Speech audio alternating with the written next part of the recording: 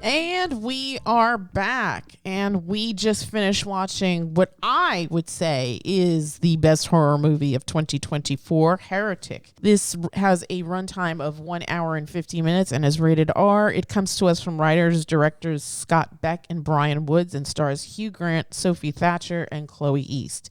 The story is two religious women who are missionaries, Mormon missionaries, are out, I guess, recruiting for the Church of Latter-day Saints. They're going through this list, and they come upon the name of Mr. Reed, deliciously played by Hugh Grant, and are coming to his house to spread the good word, and then things just go crazy from there. Sophie Thatcher plays Sister Barnes, and Chloe East is Sister Paxton.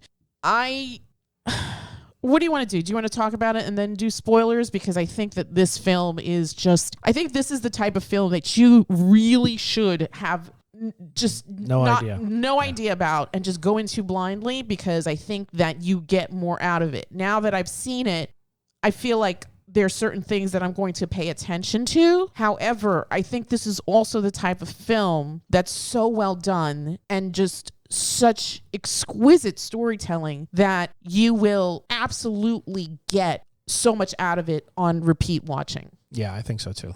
So why don't we talk about it a little, give our numbers, and then speak to spoilers maybe? Okay, that sounds good. Okay. Yeah, I mean, I think even the trailer does a good job of just giving you just enough malevolence and like creepiness to kind of understand what's going on. Basically, it is a story about two women who go to this house, and you just don't know how this story is going to end. Right. They find themselves in a spot where it's not a really spoiler to say they're not, it's not something they're going to get out of easily. Right. And this is the type of horror. Okay, you mentioned that this is your favorite horror film of 2024, and this is right up my alley too. I love this type of horror. This is the Hereditary style horror where you have dread and foreboding, and don't go in this expecting blood and splatter and gore and whatnot. It's not that type of movie. However, you are challenged here. There's no real jump scares. I mean, maybe you might say there might be one jump scare in the whole film. This is just a film that when you watch it, you will be put at such unease. Yes. Watching it, and you will be worried for these two young ladies. Mm-hmm. And I mean, Hugh Grant. Can we talk about amazing performance playing this menacing yet jovial yet charming guy, character. Yeah. He's obviously we grew up with Hugh Grant. He was the charming 90s rom-com king. Apoplectic rom-com king. Yeah. Oh, I'm so charming. That's that sort of attitude. But this, it's like he evolved from that, and now he's older, he's grayer, more lines on his face, but that charm is still there, and it's filmed in such a masterful way. The way the camera is angled when he's speaking, a lot of like upshots, sinister looking, and just the things that he's saying. Yeah. He's confrontational without being belligerent or overly frightening. There's definitely something going on, and you could see it in these girls' faces. Yeah. They're trying to be polite and nice, and he's being polite. Yeah. He's being, like I said, charming. Yeah. He never does anything overtly like hold a weapon or a knife or anything. It's just his manner. And he just keeps them where they are. He's a master manipulator. When they start feeling a bit uncomfortable, he'll change the subject, or he'll say something lighthearted, or he'll ask a question. Right, to kind of diverts their tension, their panic, and puts them a little bit maybe at ease, where they feel, all right, well, I can answer this question. It's a harmless little question. Yeah. What's your favorite fast food? What's your favorite fast food? Which evolves into something else. It always leads into something. The writing is so good, so sharp, so excellent. But like I said, this is our kind of horror. Yeah, for sure. This is the first film since Hereditary where I've felt that dread. This gets it. Yeah, that dread. This gets it. This uses all the tricks. Yeah. We just recently watched Long Legs, and terrible. The thing that it wasn't terrible, but it was average. It's not this. And it was it was like a one-trick pony of a movie where they built this sense of dread using, okay, we're just going to make everything very dark. And this, they didn't have to rely on that. There were dark bits. There were light bits. It's the way characters were framed. I think I don't know if I said it in the review, but in Longlegs, it was almost like Wes Anderson made a horror film because everybody's like direct middle center, looking out at the camera. This, they're using every subtle thing to tell you Hugh Jackman is Hugh Jackman. This is the second time you've called him that.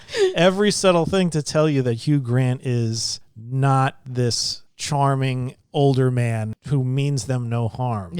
All I kept thinking was, Chappelle, run, bitch, run for your life. And get some help. Yes. I mean, even when you see it on the, she actually types it on her phone, run. It should have said, run, bitch, run for your life, get some help. But yeah, so that's what this type of horror is. Like I said, if you were more into the, oh my God, my arm is flying off, or you know, oh, the monster's eating me, oh my guts. It's not that. It's not that. Don't go in there expecting that. This takes you for a ride, and it also makes you think. There is some, and that is the other really just righteous thing about this film. Yeah, there are some weighty themes, theological conversations going on about religion, the origin of religion, the nature of religion, the purpose of religion, and it all just snaps into place. I mean, this film really worked for me on so many different levels. And agreed. I could completely see myself watching this again and finding something new. Agreed. I just from frame one was just completely mesmerized. I think you're introduced to these two young women. It's kind of a strange conversation that they're having at the very start. But it's strange, kind of but it informs you of their characters, and it also it's relevant because of certain things that are brought up later on. And even just the whole overarching theme, like even in the beginning, it's like, well, you believe it because somebody said so. Right. The marketing campaign. The marketing campaign says this is because these things are for this purpose, and that's why they're designed this way, and then you accept it. You believe it, and it's the same thing as, well, I told you there's a blueberry pie, so you believe it. It's all of that. It's everything. It's all relevant. It's interesting because I didn't read too much going into this. I did read a few things, and one of the things which I think I told you was that the writers, directors of this had a hand in writing A Quiet Place, and that they challenged themselves because the script on The Quiet Place is very Spartan. It's because it's about these monsters that come out when there's noise. So your dialogue and all of that stuff, it's not as plentiful as it is here. Here, there's always sound and words and constant talk. Just it's almost like a documentary at some points. So I found that really interesting, juxtaposing those two stories, right? I mean, one is about this monster invasion, right? Monsters that come and kill people that just make too much noise because they don't like noise. They want quiet. Well, no, it's because that's how they hunt. Oh, okay. Is that what it was? Yeah. They have no eyes. They just go by sound. Oh, got it. Okay. And then in this one, you have these two young religious missionaries coming to bring the good word of the Latter-day Saints to people that are open to it. They have their phone. They go through a list of people. They get to this house. And they get ignored most of the day and ridiculed too, because there's that incident, right? Yeah, there's it's still like sort of open season on Mormons. I think so. In society, they don't really get the sort of. I don't think they're as vilified as like Scientologists, but yes, they're not really vilified, but they're seen almost as being silly. Yes, because it's like, you believe what? Okay, yeah, but it doesn't treat them at all. Like they even make mention of it. They're like, I think people make fun of us. And what was it? The Book of Mormon that played by the South Park guys really did a number on us. And the other one was like, I don't know. I listened to some of the songs and they were kind of funny. Yeah. So there's that bit of self-awareness, and it humanizes them that these aren't weirdos. These are just two people. They live in their faith. They believe in their faith. They're going to get picked on And you feel sympathy for them because of the whole magic underwear scene, right, where those rotten kids, Yeah. is it true you got the magic underwear? That was terrible. That was terrible. And you feel bad because she's crying, Yeah. and the other one comforts her. Sure. Right. Which is just very nice. It makes you that beginning was very good because nothing that they're talking about isn't relevant to the overall story. And but it also humanizes them. it really humanizes them. It makes you care about both those These two girls, right? These two young women. They're not These girls. two young women. Yeah. Although they look like they were teenagers. No, I think they were like in their early 20s. Maybe. Yeah. They were young. They were young. Absolutely. They're riding bikes. That's true. Oh, yeah. Maybe they can't even drive. I don't know. Yeah, I don't know. Is there anything we want to add before we go into spoilers? Because I feel like... I would just say the performances, everybody is amazing in this. Yes. Hugh Grant especially. He is top-notch. Top-notch, amazing performance. I would love to see him get an Oscar nom for this. Seriously. This movie was something for the books. I mean, the subject matter is interesting. Oh, I don't know if I've... So the thing that I read about the creators, Scott Beck and Bryan Woods, was that because they had done A Quiet Place, they wanted to do something completely opposite of just a Spartan. Yeah, something more verbose. And to take a horror/thriller story and wrap it in religion and wrap it in theology and wrap it in the psychological cat and mouse thing, right? Mm-hmm. I mean, this is, it's funny because I want to say something, but I don't want to give too much away. But there's a scene where they talk about iterations, right? And I feel like everything's been done, right? Yeah. To some extent, everything has been done. And even a story like this, you may have seen it in a different kind of variation, right? But the way it's presented here is just so fresh and new and exciting. The tagline for this movie is question everything. And questions are a big part of the storytelling process of this story. Yeah. So to your point, nothing is wasted here. There is a reason why everything happens, and everything that happens also is in service to the storytelling. Right. Yeah.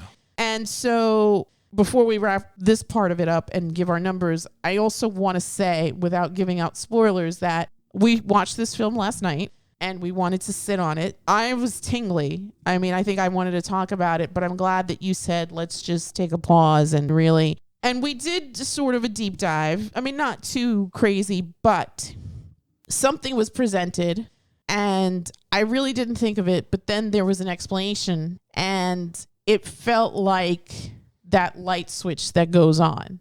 Mm-hmm. And I want to thank the internet very much for just always being on the case. I am so... Again, this was such an incredible storytelling experience, but the fact that people just deep dived on this and it maybe explained more and called attention more to certain aspects of the story is just kudos. Well done. The internet remains undefeated. I want to give a shout out to Mad Morph Movie Club because this is the one place that you referred me to, which gave just a spectacular, and we'll put their link in the blurb, but yeah, they like the insight at the end of that video was just wow. Yeah. It felt and they spoke to or they read about interviews with the directors, the writer directors. Yeah.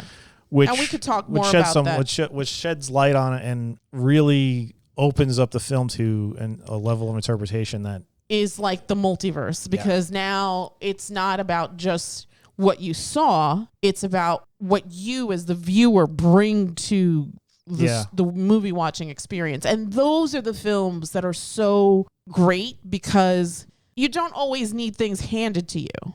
You don't have to always have things explained. Sometimes it's nice, sometimes it's not. Sometimes if the story is great enough, you're willing to say, okay, you don't have to feed me everything, because you're willing to just be a part of the storytelling experience. But this one was just... wow, chef's kiss. Honestly, I don't think I've been this electrified by a horror movie in a long time. I think maybe we've seen things that we've liked a lot, right? Mm-hmm. We saw It's what's inside this in 2024, right? Once again, I wouldn't consider that really horror. Horror. Fair enough. There's some scary bits, but that's more of like a sci-fi thriller. Sure. What else? Like, we saw more horror in 2023. Yeah. And it's still just paled in comparison to a lot of the stuff that we've watched. And just... But what paled in comparison to what we watched? Like, these films that we've watched in 2024 and 2023 paled in comparison to this. To this. Okay. Yeah, sorry. I worded that opposite? Flipped it backwards. Yes. I meant that this is just such a strong storytelling experience, such a strong film, amazing, outstanding performances, and just great direction, and just the idea that this is wrapped up in is just... wow, mind blown. This is, I think I said this to you earlier, this is on par for me. If you're going to ask me what the greatest horror film of all time is, that's a hard one, but I would have to go with The Exorcist, because that movie scared the bejesus out of me for decades. However, in recent years, because I think you and I love like the psychological stuff, Hereditary. This is on par with Hereditary. Yeah. This is absolutely on par with the idea of Hereditary, with the storytelling of Hereditary, just the presentation, everything about this film is so top tier to me that it's like, wow. Like, that was another thing. So we had seen Longlegs last week, and I wanted to like that more. That movie was so hyped, and I think we talked about it in the review. And then this... sort of hyped, maybe not, but I think you had sent me the trailer for it like months before it came out. And I was like, well, that looks interesting. Hugh Grant is this like scary dude, right? You don't really think of him. You think of him as floppy haired 90s rom-com king, right? But in this, he is now 30 years older and he's a different guy. He's got this crazy face and just, yeah, it is just... I wouldn't say he has a crazy face. He's showing his age. He's showing his age, but there's also scenes where, kind of what to your point before, he walks that line of just being like kind of a goofball, but also menacing. I think the thing is, as far as his career goes, like you mentioned, we grew up with him as the charming, that guy. Yeah. And then sometimes he would play the cad. Yes. But it was still this foppish romantic dandy. Then I would say in more recent times, he sort of disappeared for a while. He disappeared for a while. I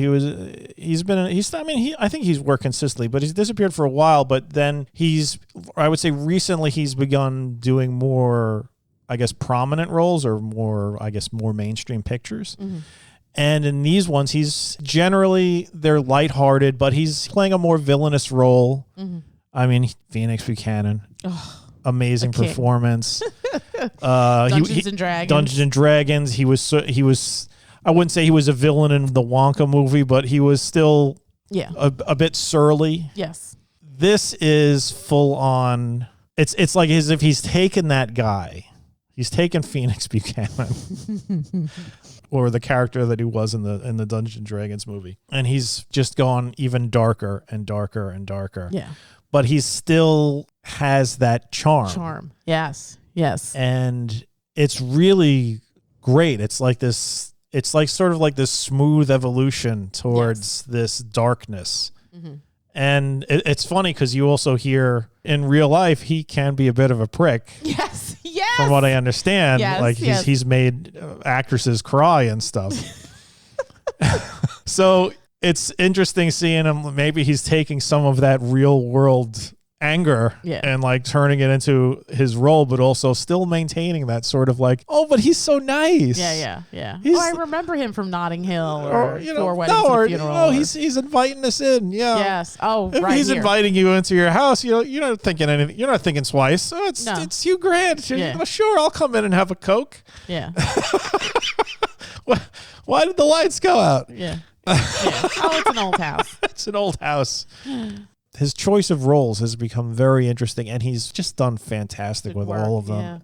Yeah, I mean, I liked everybody in this, but this film wouldn't work without what he brought to that role. Mr. Reed. And it gets dark. Fast. It gets really dark. Yeah. Like, Yeah. My heart was in my throat the entire time because I'm like, oh my God, as a mother of girls. Yeah, and the commercials don't really give you too much. From the commercials and the advertising is these two girls go to this dude's house and there's something off. There's something weird about the house. Yeah. Like when I saw the ads, I thought the guy had some sort of like maze under his house and he threw them in there or something like that. Mm-hmm. It's not that. No. But yeah, there is something like interesting about the house. The house is not built normally. No. But it doesn't really, like I said, the advertising doesn't tell you too much, but it lets you know this is a creepy movie. Yes. Whereas, let's say Longlegs, the advertising campaign was brilliant. Yeah. As far as like keeping you wondering what was going on. Yeah. And also, I think to the film's detriment, making you believe it was going to be way worse than it actually was. Right. Whereas this, it was worse than the advertising led me to believe. Yes. Yes, absolutely. It was far worse than what the advertising led me to believe. Like I said, once again, this isn't a gory splatter film. No.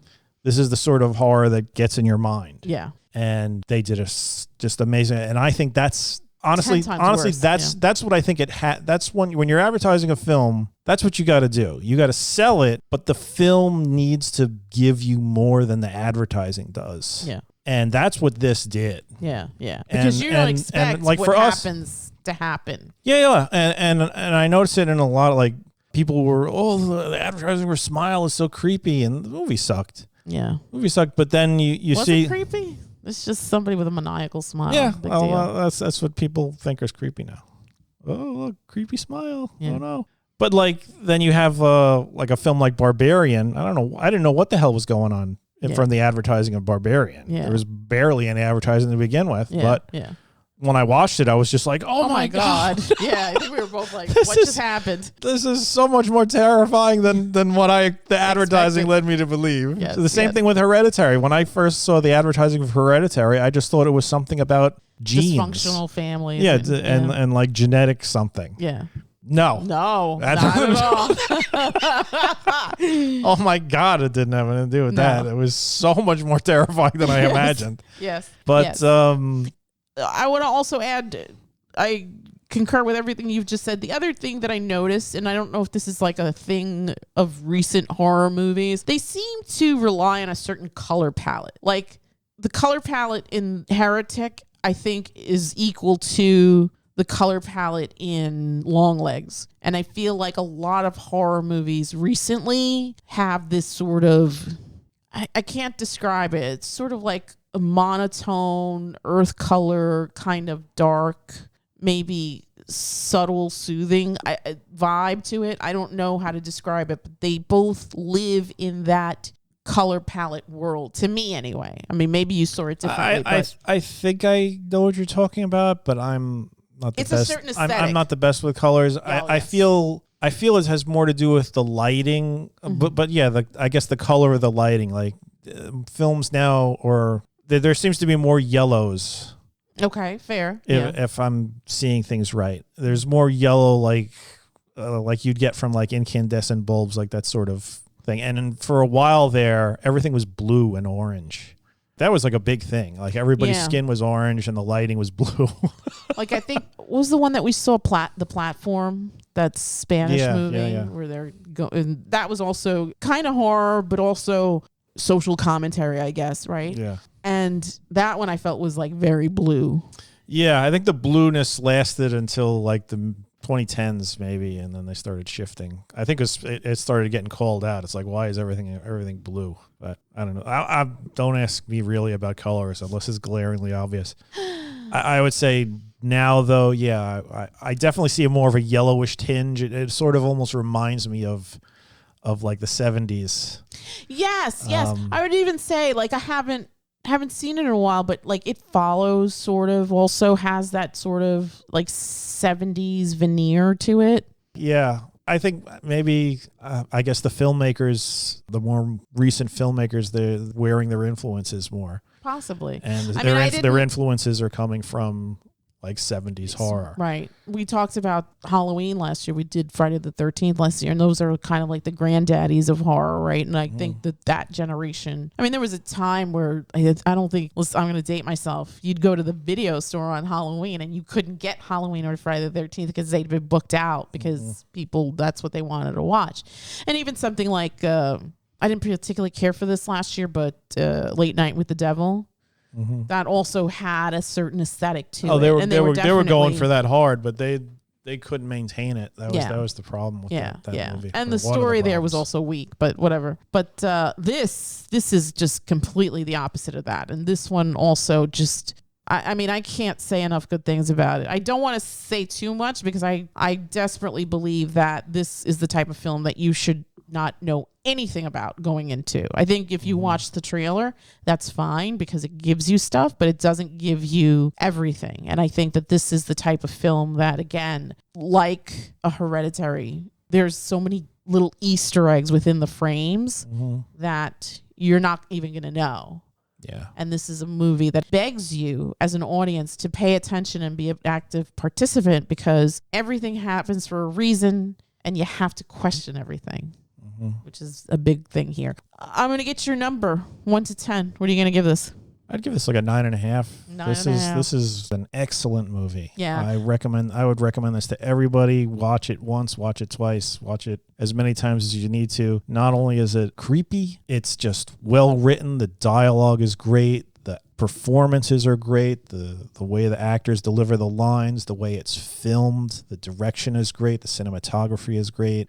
The sets are great. Everything is really, really well done. I would say it's close to being perfect. There are some things that I noticed that are, you got to suspend a little disbelief there, but they're so infinitesimal and unimportant. And just the subject matter, subject matter itself, matter alone, the discussion that they have that, you're like, oh, all they're doing is talking. Listen to the discussion. Yeah. It's fascinating. Yeah. It's really fascinating. If you have any interest in like the origin of things or why things are the way they are or how they become the way they are, listen to the discussion. Who knows? Maybe one day you'll build a strange house. Or if you want to know what the one true religion is, stay till the end of the film. Yeah, we'll find out the one true religion. I'm with you. I, however, am going to give this movie a 10 because I don't think that anything could have made this better.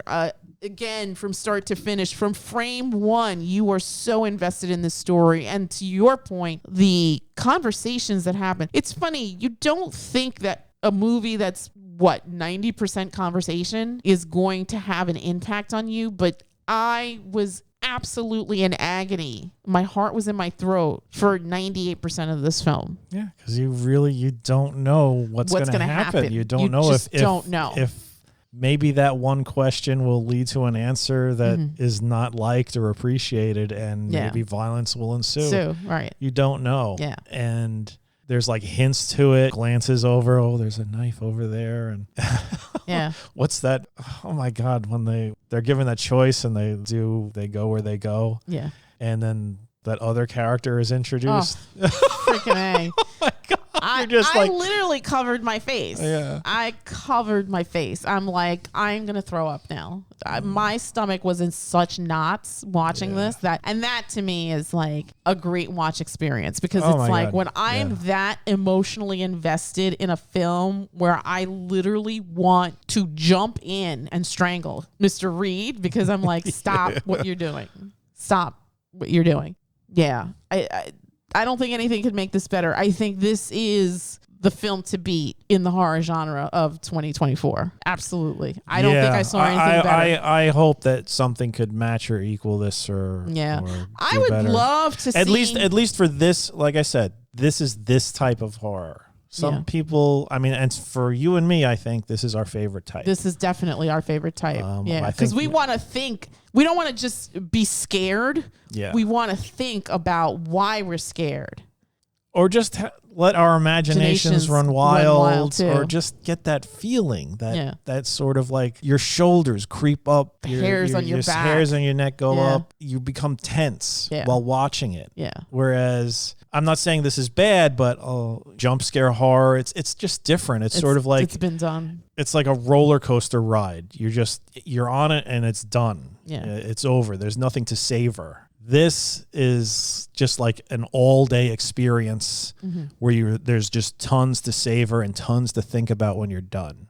A lot of horror it's great. It's fun, but it's gone. I left the theater and now I'm just laughing. And sometimes horror is hilarious, and that's great too. Yeah, sure. But this is different. This is the horror that if you really let it, if you really pay attention, it gets in your bones, gets in your mind, and it's like I said, this especially just for like the topics that they are talking about. Yeah, absolutely. And these are things that I have thought about. That what they're talking about, things that I have thought about because I've wondered myself. Sure. And the way it's stated, the way it's presented, and the conclusion of the Reed's thesis there, it's exactly what I believed. Yeah.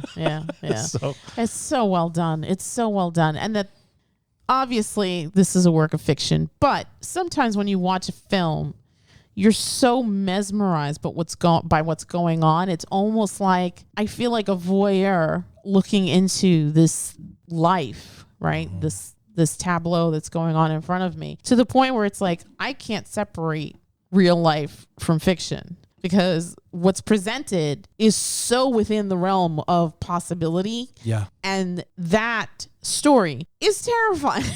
That someone would do this, that someone would go through all the motions of doing this stuff, and that they revel in it. Obviously, they revel in it. They are so proud of the fact that they're so smart and whatever, and just gaslighting and puppet mastering things, right? So, that's what some people live for. That's what makes them feel complete. They don't feel complete unless they're pushing the buttons, right? Like you said, puppet mastering. Yeah. So again, 9.5, 10, absolutely. If you are a fan of the horror genre, do yourself a favor and go check out Heretic, which is playing now in theaters, but also to buy rent on Prime Video. You will not be disappointed. It's huge shout out to Scott Beck and Bryan Woods, who have knocked it out of the park again. I love The Quiet Place. It's probably one of my favorite monster horror films.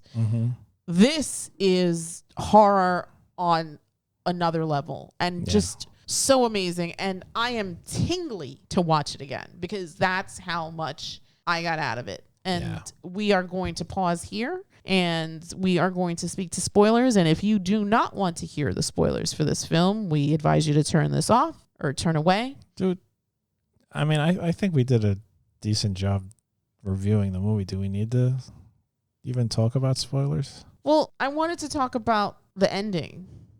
Oh, yes. Okay. Because I think the ending... So I had a personal experience with the ending when I originally saw it, but then when we deep dove and we put other things together, and then we're going to take a break, and please click like and subscribe to us, and we will come back shortly to go into the deep dive.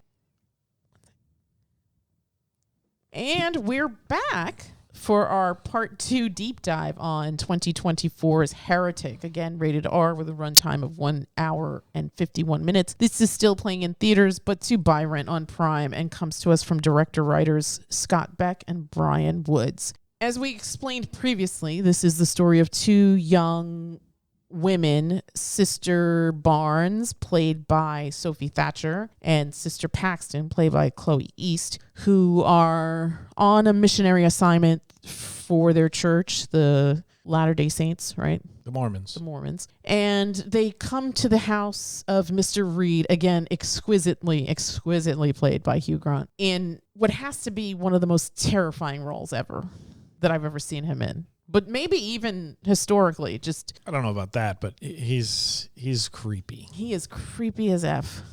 Yeah.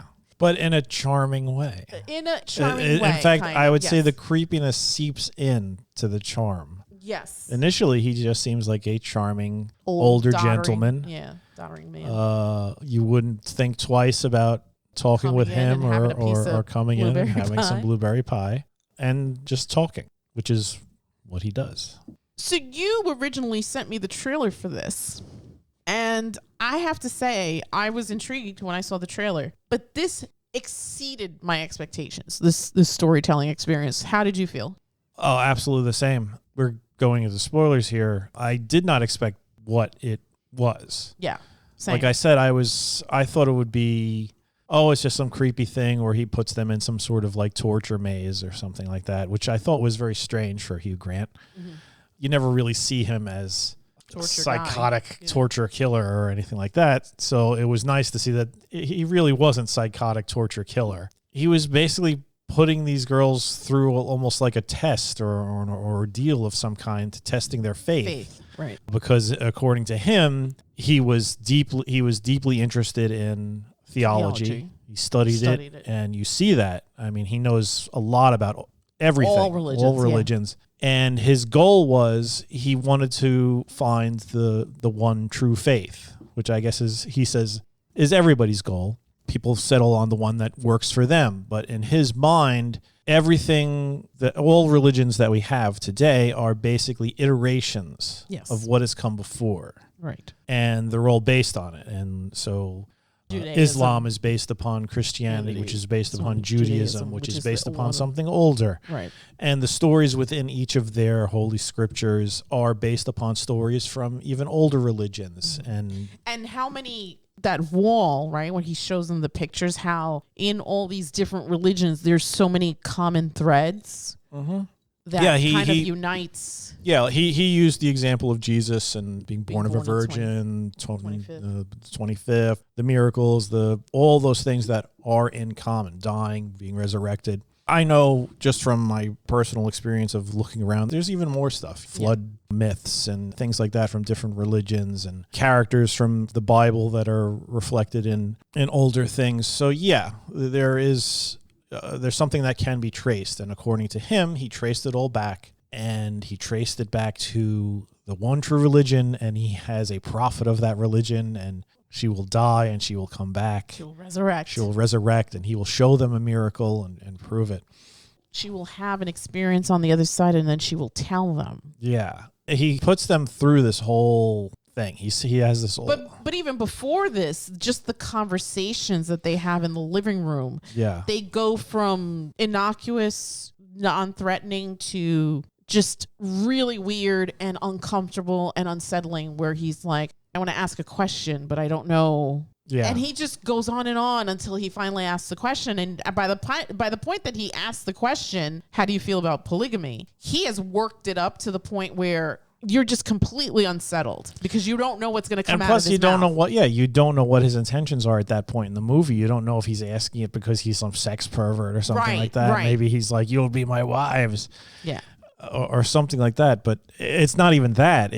He's literally asking them to explain how their church was able to just write off something that they once considered holy and integral to their religion, and then they just sort of wrote it off when morality changed. And the girls explain it because they are believers of their religion. They're going to explain it. And they're trying to keep it very professional. Or whatnot. And he's sort of like needling at them and poking at their faith, and never in an insulting way, but in a testing way. And you could see him like sizing them up. Mm-hmm. He's determining which one is going to be the one that he basically toys with, and which one that he's going to just murder. He's just going to murder that one. That's why we kept saying you really got to pay attention to the conversations. You really just, the mannerisms, the way he looks at them, the pauses, the moments of silence when he's just eyeing them, and pay attention to what they say and try and figure out more about their characters. And in the beginning, you could sort of see how the two girls are very different from one another. Yes. Barnes is, I would probably say, more, I guess, street smart, and Paxton is more naive, innocent. More naive in that she is like the true believer. And in fact, you find out she was the one who was born into Mormonism, whereas Barnes was converted or brought in after shopping an incident. Around. After her father passed away or something like that, and her mother was searching for a new faith. But each of them, they believe in the Church of Latter-day Saints. Mm-hmm. And I mean, don't get me wrong, the film isn't about bashing Mormons or anything. No. That's No. actually completely aside from the point. They Yeah. could have been born again Christians or Protestants or Baptists or Jehovah. Roman Catholics. Yeah. They just needed. It was just Using that as all a would have been religion as a challenged. Yeah, springboard, all too. would have been challenged by Mr. Reed. Yeah, for sure. Yeah, and then at the end of it all, you find out what Mr. Reed's hypothesis is, which is It all comes down the to- one true religion is control. Which- It all boils down to the fact that Sort of makes sense. yeah, I mean that's something that I've always personally believed and thought about was that back in the day when it was just warring tribes of semi-ape people,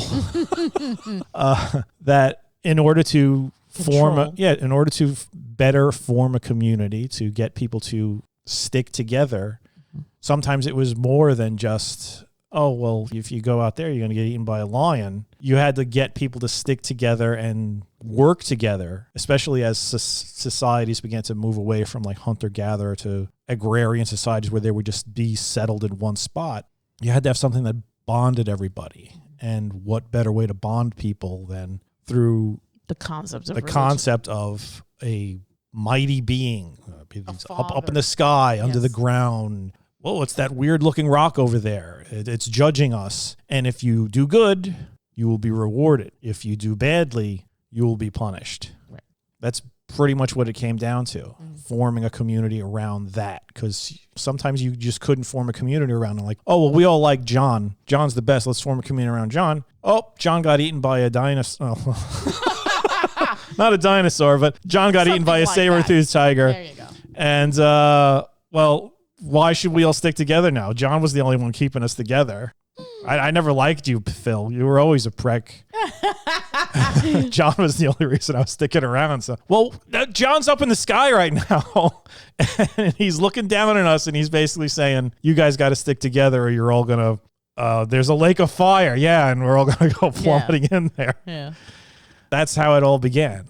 So that's pretty much what he was saying, and obviously a more serious, creepy tone than I could ever manage. Yeah, I mean, I agree with all of that. And I think that the performances also just elevate the storytelling. I think that all the actors do a phenomenal job. And I think that in the explanation piece that we mentioned before from Mad Morph Movie Club, they talk about how it's almost set up like a stage play. It's in this little claustrophobic space, right? The house inside, interior. You have Mr. Reed, you have Sister Paxton, and you have Sister Barnes. There's just the three of them. For the most part. I mean, other characters come into the story, but for the most part, it's these three. And also, to your point, you have the believer and you have the one who questions the belief, right? And in this case, originally you think that Sister Barnes is the disbeliever, right? You think that she's the one that sort of questions authority and maybe questions her faith. And you see as Sister Paxton is, or at least in the beginning, she's presented sort of as this innocent, naive, simple sort of girl who just completely has, as Reed says, drunk the Kool-Aid, right? Mm-hmm.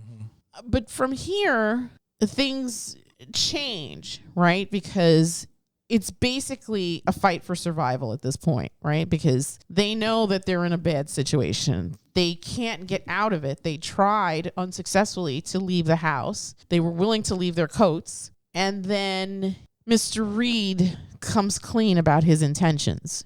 And he gives them an explanation, sort of to your point before, how religion is just an iteration of things. And I love that sequence because not only does he talk about religion, but he also sort of makes a case for an example where he uses Monopoly or even a song to sort of highlight or strengthen the case that he's making. And ultimately, he's sort of forced them into this experiment where he wants them to witness this miracle. And if they're up to it, he wants them to participate in this miracle. Yeah. But I think that they both get wise to him because even Sister Paxton is like, I think you're just winging it at this point.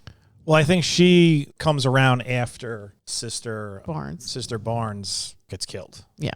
I think once Sister Barnes died, but before Sister Barnes dies, she's the one who comes up with the plan to possibly escape. Right. When I say the Magic word. Magic undergarments. Magic right. underwear. You stab him in the neck because he's not going to expect it from you. He'll expect it from me. He's been eyeing me the entire time, and that's true. Really she was right. She knew it. Yeah. He was eyeing her because she was the one that he realized wasn't the true believer. Right. And wouldn't be easy to manipulate. Wouldn't be as easy to manipulate as Paxton would be. Mm-hmm. So Paxton was, and she's like, I don't know, I don't think I could do it.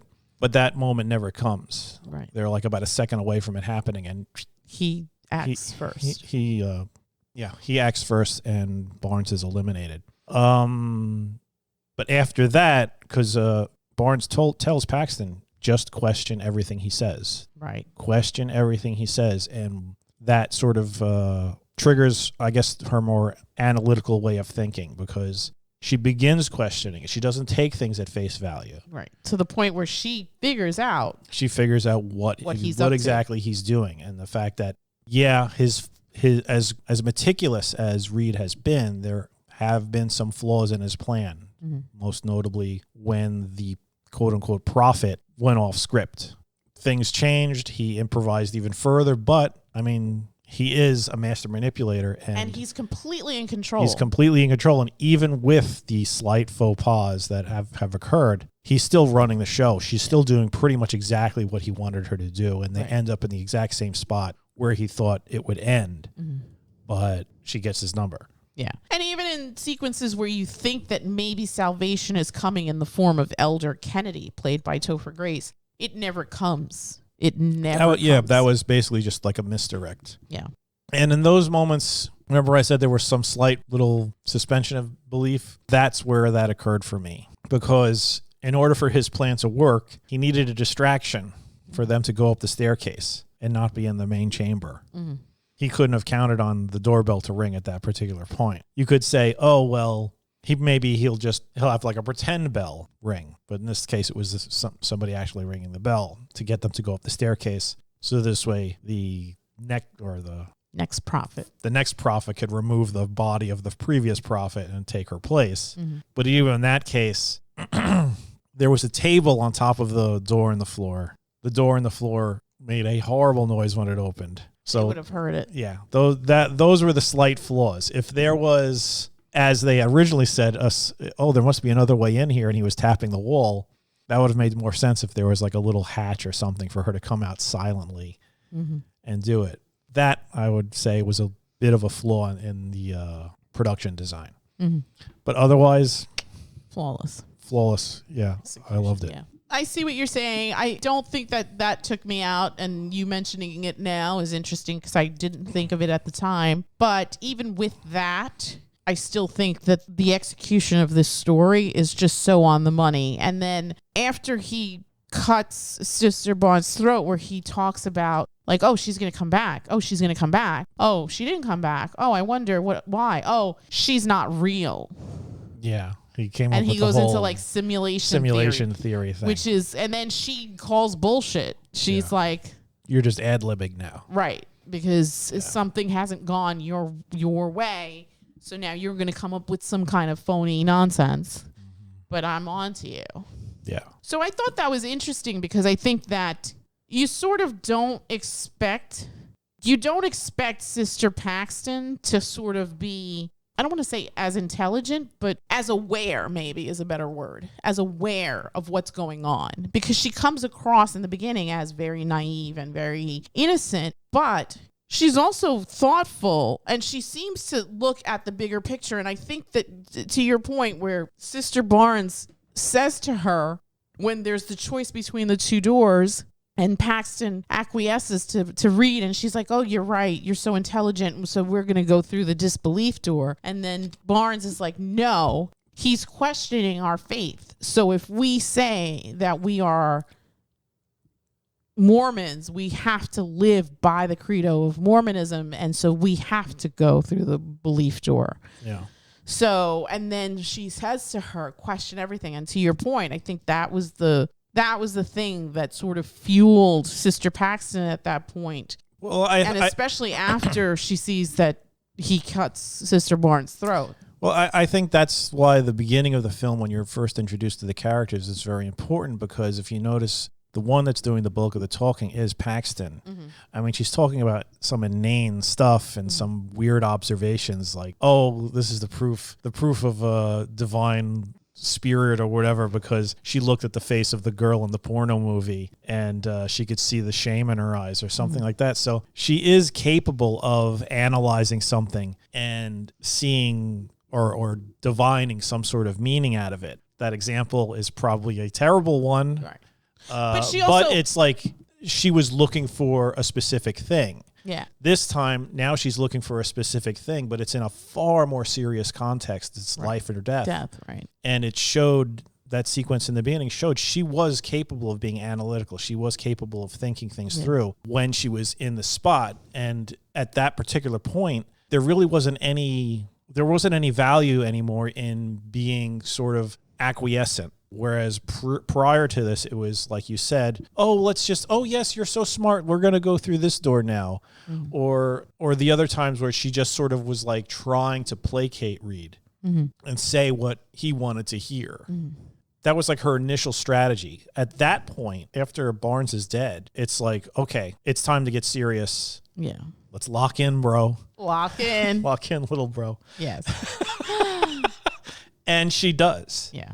And she shows that she is capable of thinking. She starts remembering points. Oh, when you came back in, your hair was wet. So that's when you removed our bikes from the front of the house. Exactly. Yeah. And you intentionally put the key in my pocket. Yeah, because you knew you were going to do all along. Right. Yeah.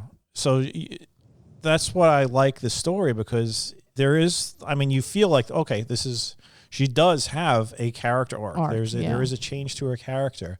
But it isn't just, it's like some nonsense out of the blue. Yeah. This is something that the seeds were planted from the first frame. First 5 minutes of the movie. Yeah. And I also feel like everything is intentional. Going back to the opening sequence in the conversation where she says, how many times have we believed something because the marketing told us to? Yeah. Which can also apply to the whole idea of religion, right? Because Reed pretty much says the same exact thing. Right. You believe it because you've been told to believe it. Right. You have no proof. You're basically getting kind of fooled. Mm-hmm. I lit a candle. There's no pie. I told you there's a pie, though, so you believe it. I told you there's a wife. I told you there's a wife, and yet there's no evidence to believe I had a wife. When that sequence happens where he's like, oh, let me go get her, and then he turns around. Now, let me ask you something. Do you really believe there's a wife here? Yeah. Even though I think that's when my agita started. I mean, it started before, but at that point, it really kicked in. I was like, oh no. At that point, it's sort of like the illusions dropped, and it's sort of, hey, let's be real now. Let's be real. You know there's no wife, which means I'm keeping you here under false pretenses.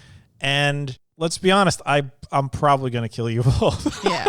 And the whole thing about, oh, you're not here out of force, you can leave at any time. That was a lie, obviously, because there's no getting out of that place. No. None. No, everything he says is just something to get them to do the next step of his plan. Mm-hmm.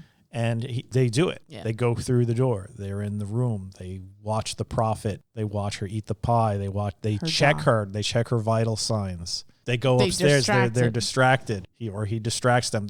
Like I said, if it wasn't, I think in that review that we read from Mad Morph, he says that they probably could have done without the elder because he served no real purpose. Right. I think in that case, it probably would have been better if it was just the doorbell rings and he pretends to go answer it, because that would have meant he set up the distraction, which he needed to do to get them to not be in the room when that switcheroo occurs. Right. Unless there was like some other way of doing the switcheroo, which there wasn't. They would have had to come through a rusty metal door that had a table on top of it with a dead body. Yeah. So. And it was also interesting that Paxton is the one that realizes something's different when they come back down into the room. Yeah, she's like, her head's different. Right. And Barnes is so focused on starting this fire and creating this distraction to maybe get them out. But meanwhile, it's like, if you start a fire, you're going to kill yourself from the smoke inhalation. So it's like, I guess you figure, well, we're screwed anyway. Possibly. But at least we'll destroy his house. Yeah. It was still interesting that Paxton is the one that realizes there's something off here. Yes. Well, it proves Paxton is observant. And probably more intelligent than you give her credit for. Or not you, but the proverbial we. Because I feel like in the beginning, it's almost like a false flag. Like you're supposed to believe that she's the weaker link. Even in their appearances. Yeah. She's got the lighter colored hair. She's more sing-songy in the tone of her voice. Mm-hmm. The other one's darker, edgier. The stuff that she's saying seems very naive, especially about sex. Mm-hmm. Whereas Barnes, black hair, cut short. Dark clothes. She seems to be, even when they're talking about sex, she seems to be not as scandalized by it, or the sort of talk that you'd hear from somebody who honestly has no idea what sex is like. Mm-hmm. And whereas Barnes seems a bit more worldly. So yeah, they definitely set you up for that. Yeah. Not that in the end Barnes was dumb in any way. No, not at all. She wasn't. She was trying to get them out of the situation. It was just that Reed. But for Reed's purposes, she was the expendable one. She was the expendable one. She was the one that he had to get rid of. Right. Let's talk about... So she goes through all of that. She goes through all of the trials and tribulations to the last sequence. And then she's in this room with all these women who are basically being kept in cages and are probably malnourished and just completely scared out of their minds. Well, they're malnourished, they're freezing, but as Reed says, they want to be there because... They allowed him. Yes. Remember when she says, "Why are you doing this? Why are you allowing me to do this?" Why are you allowing me to do this? Exactly. Right. He's a gaslighter. He's constantly flipping it, though. It's because he is adhering to the one true religion, which is control. Right. He got them all to, as he said, drink the Kool-Aid. Yes. So let's get into it. The ending. So I'm going to out myself here, and I grew up with the myth of happily ever after. Most movies end on a happy note. Not all, obviously, but most do. And I think as viewers, we're conditioned to expect that. And on my first watch of this film, my first and only watch of this film, I had an idea of what happened. And in my mind, she was the last girl standing. She makes it out. You see her outside the house. And you think, okay, she's... At least to me, again, my interpretation was, she got a sign that Barnes is there and is like, I'm okay, keep going. The butterfly on the finger. Right. But then it disappears. Yeah. And then she has like this quizzical look on her face. Maybe some understanding is coming to it. And then roll credits. I didn't think anything of that at the time. But again, to highlight Mad Morph's Movie Club's review, there are two possible endings. One is the good ending, which is the happy ending, and one is what he believes is the true ending. And after hearing his explanation of the true ending, I believe that he's correct. I do too. And it's interesting because he also adds in some color from the filmmakers that basically said, our intention wasn't to give you the answer. It was to offer this story so that you could then have discourse about it. And I think they do that spectacularly here. I think that the story that's presented is really powerful and really thought-provoking and deserves to be discussed. I think this is the type of movie that you want to watch with someone and then deep dive on. And I appreciate you for telling me to hold off and just sit in it and then talk about it, because I think that by doing our somewhat detailed deep dive, we've now come to an even greater understanding of the ending.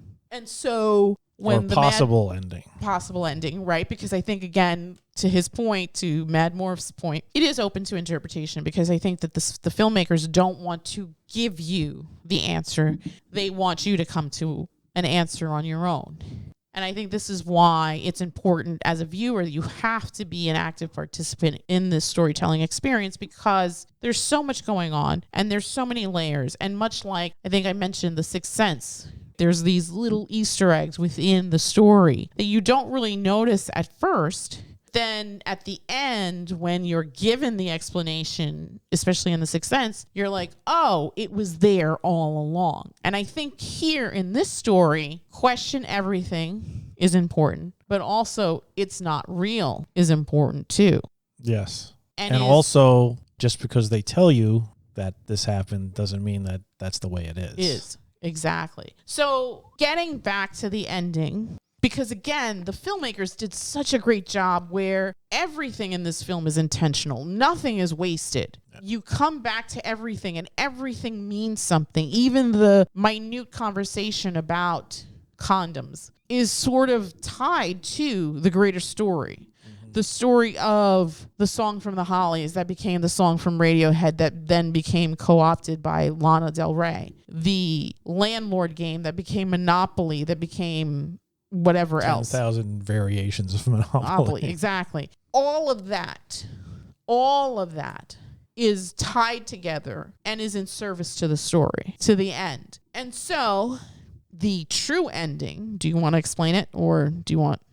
Well, one of the aspects of the movie is the quote-unquote prophet. And Hugh Grant basically says, this is the prophet. She's going to eat a blueberry pie that I've specially made with poison.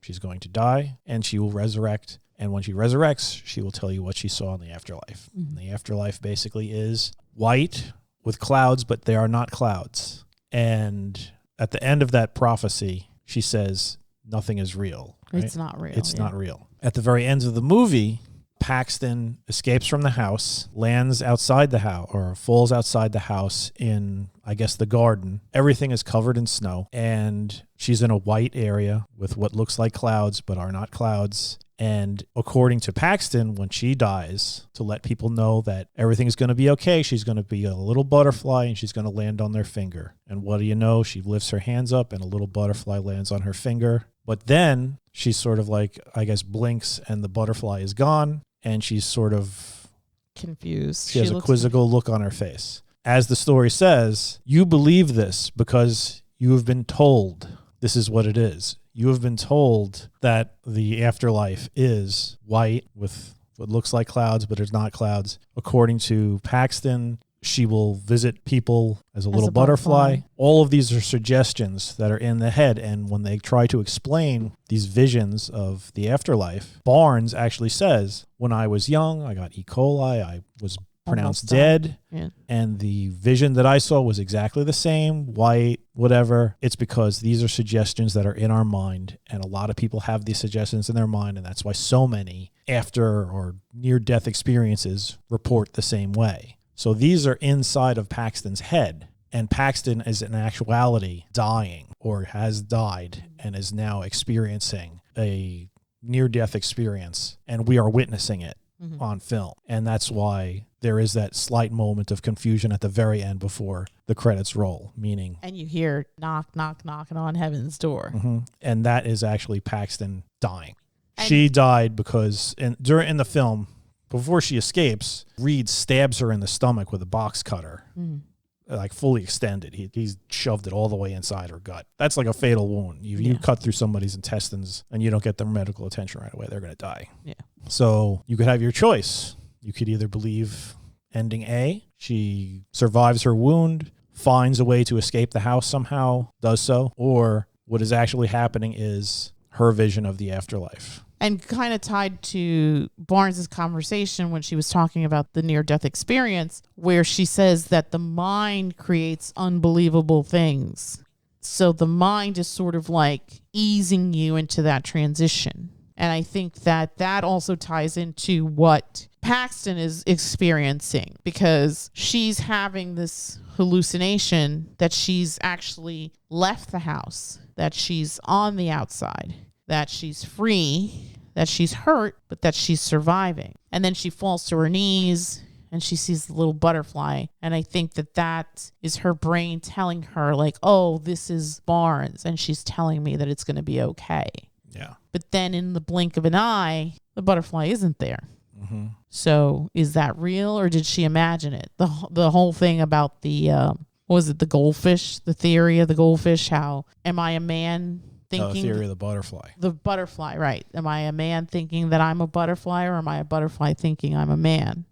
Dreaming. So what is real and what isn't real? Yeah. And I think that the filmmakers do this wonderfully, splendidly, because it could be ending A, it could be ending B. Yeah. But I think it really depends on the viewer. Depends on the viewer. Depends on if, like, the whole film sets up the whole concept of you believe it because I say you believe it. The whole idea of suggestion. Mm-hmm. Did Paxton see all that she was seeing because it was just suggested to her, even by herself? Yeah, it's interesting. And also just it opens up discussion for religion. Like, is it just about control? But at the end, there was the moment where she's like, you may be right, but praying gives comfort. Right. And maybe it doesn't do anything, but I feel like, and so I'm going to pray now. Yeah, so religion gives people comfort. Mm-hmm. Yeah, that's why I'm not like, if you're religious, you're stupid. No, you're finding comfort in your faith, and that's wonderful for you. That's beautiful. That's excellent. The thing where religion goes wrong is when it's about controlling everybody else. But that's the great thing about a movie like this is it opens up discussion. And even with the ending, or even with just faith in general, this is an excellent movie. I love this movie. Yeah, absolutely. I think it couldn't have been done better. It is, even with the sort of like what you highlighted before, even with these little tiny foibles, it still works, and it still works on so many levels. And I think that, like we mentioned before, horror is great, but the horror of the mind is even 10 times more impactful. And it's when it's done so well, like it's done here, it's transcendent. It's amazing when somebody could tell a story and use the mechanics of the viewer's mind to make things to even manipulate scarier, and to control manipulate them. and control them. Exactly. It all comes back full circle. Yeah. And again, it's unfortunate because you and I think, being film lovers, we love all types of genres, but we are definitely more partial, I think, to horror films. So when something is done so well like this, it's so gratifying, because as lovers of stories, we're satiated because it's such a freaking amazing storytelling experience. Oh, yeah. But also, as fans of the genre, we're gratified because, again, when it's done right, like it's done here, it's just chef's kiss, right? I mean, makes you feel something. Yeah. And I think that, again, I mean, not to beat a dead horse, but I feel like if Longlegs had just been about... I feel like we're just shitting on Longlegs nonstop. Well, because we just saw it. So it's on these lists of the 10 best horror movies of the previous years. And maybe it is. I don't know. I just know that for me, I was disappointed. It wasn't the worst thing I ever saw. It wasn't the best thing I ever saw. But when you see something like this, like Heretic, it's like it blows it out of the water. It blows so many things out of the water. There's other movies that we watched last year, not necessarily in the horror genre. And it's like, wow, this was impactful storytelling. This was absolutely impactful storytelling. I have to out myself and say I still feel like Thelma was my favorite film last year. However, this is such an amazing storytelling experience. And just, I mean, there's no words. There's no words for it. I urge everyone, run, do not walk, and check out Heretic, because it's amazing. It's just amazing. Any wrap up for you before we sign off? No, I think we've blown a significant amount of smoke up this movie's butt. And rightly so. Rightly so. Well Rightly deserved. so. Enjoy the smoke up your butt, Heretic. And again, hats off to Bryan Woods and Scott Beck for just a magnificent storytelling experience. Again, if you haven't seen it, check out 2024's Heretic, rated R, with a runtime of 1 hour and 51 minutes. It's still playing in theaters, but you can also rent it on Prime Video. And with that, viewers, we will bid you all a good night. good night.